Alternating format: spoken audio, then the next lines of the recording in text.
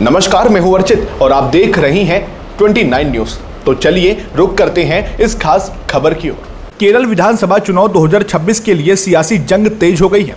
तिरुवनंतपुरम से कांग्रेस सांसद शशि थरूर ने पिनराई विजयन के नेतृत्व वाली एलडीएफ सरकार पर करारा हमला बोला।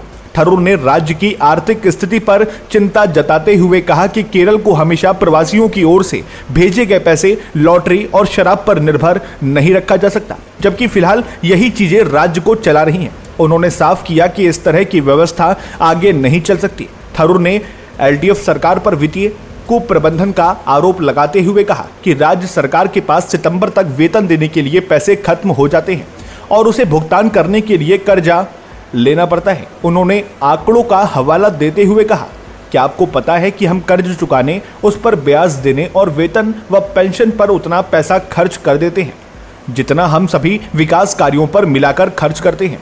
ये शर्म की बात है। थरूर ने जोर देकर कहा कि केरल के लोग पहले से ही देश में सबसे ज्यादा टैक्स दे रहे हैं, इसलिए अब नए कारोबार और उद्यमों से राजस्व जुटाने की जरूरत है। कांग्रेस के चुनावी एजेंडे पर बात करते हुए थरूर ने केरल 2.0 का विजन पेश किया।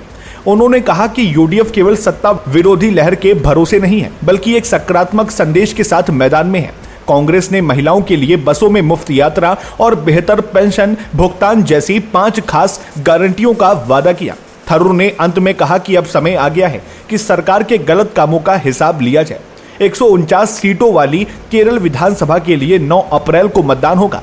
कांग्रेस का मानना है कि राज्य को अब एक जिम्मेदार प्रबंधन की जरूरत है, जो जनता पर टैक्स का बोझ बढ़ाए बिना विकास सुनिश्चित कर सके।